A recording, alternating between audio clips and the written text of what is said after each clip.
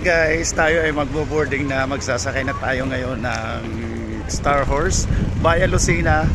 Ito yung bagong barkong nagbibiyahe dito sa amin. Napakaganda, napakalaki. MV Virgin de Piña Francia, Batangas. Napakalaki ng barko na to. Mamayang 2 PM aalis ito. So, tomorrow nasa Lucena na tayo. Magpipila tayo for ano siya, tawag dito ticket checking bago tayo makakyas sa taas.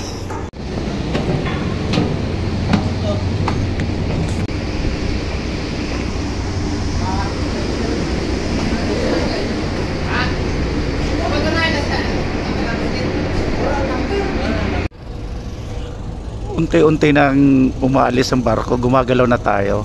So, nakikita nyo nandoon yung yung isang barko papunta yun ng Cebu Trans-Asia Shipping Lines. Tapos yung yung pier ng Masbate, unti-unti nang nagdi-depart yung barko. Yan, papunta yung barko, papunta yan doon. Tapos doon siya. Yung Lucena is going papunta doon, going north. Medyo malayo na yung ng barko kasi nandoon na yung pier. Malayo na tayo sa pier, babay Masbate.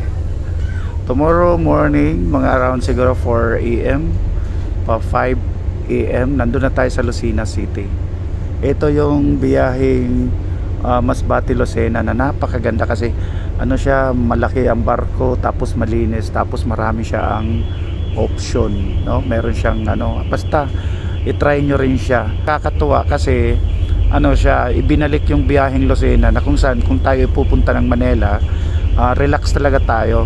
At saka ito nga pala, yung barko na to ay naka-bed, kaya relax talaga ang pagbibiyahe. Kaya maganda sa may mga batang dala. Papalabas na ng Masbate yung ating sinakyang barko going to Lucena City. Totoo nga ang mabilis ang takbo ng barkong ito kasi tingnan nyo naman dito pa lang tayo bandang Masbate, pero yung takbo niya, mahalata mo talaga na siya ay mabilis. Ayan guys, ilang minuto pa lang tayo nakaalis ng Masbate. Super layo na, ang bilis ng takbo ng barkong ito.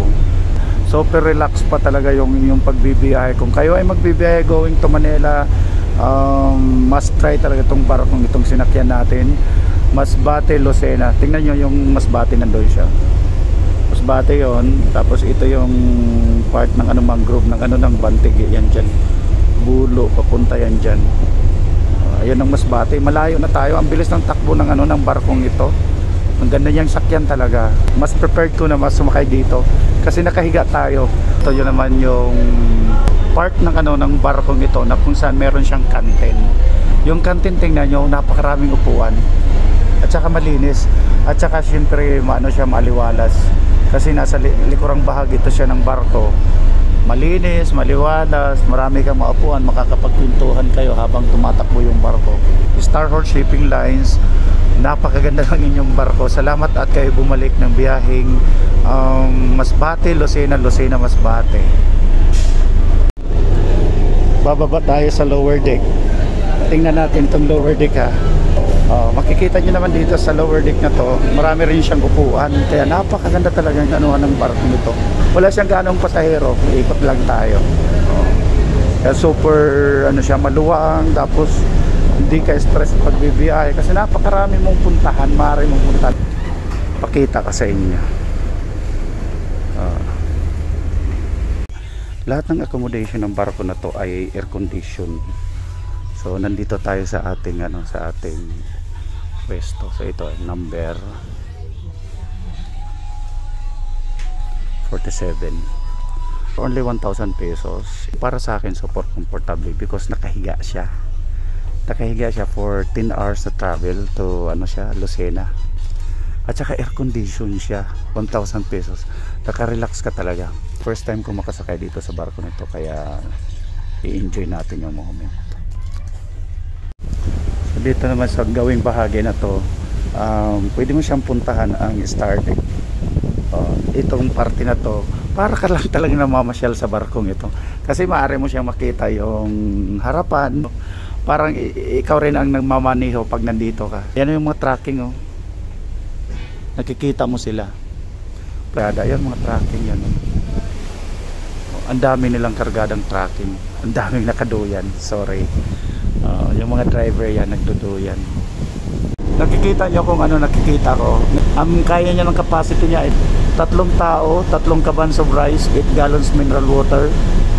At saka priority para sa PWD na makaakyat dito sa taas. Hindi pwede sa lahat ng mga passenger. Meron siyang elevator.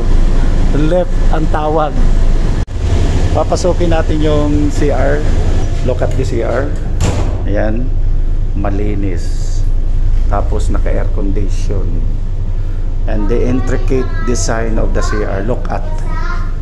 One. Nakapasok ka kanina dyan. Super luwang. Meron siyang 4 PWD. Yun. Naka-aircon. Siyempre kompleto siya. Libutin ulit natin ang barkong ito. Papunta tayo ng second deck. Ayan na, second deck. Dito na tayo galing kanina, pero ngayon babalikan ulit natin. Ayun na yung Masbate o Lokat. Napakalayo na. Masbate, Bulo, Magdalena, Baleno, Aroroy. Walang ganong tao. Ito yung parte kanina na inupuan natin yung canteen. Walang tao. Lokat, oh, walang tao. Oh. Magsasawa ka talaga dito ng kakapasya. Walang katao-tao. Ang daming upuan. Kahit saan ka magano, pwede. Kahit saan ka pwede, pumesto, pwede siya. Oh, di ba ang tahimik? Super relax talaga yung biyahe mo. Oh, di ba parang feeling mo ikaw talaga nagda-drive ng barko pag nandito ka. Titanic. Woo! Woo!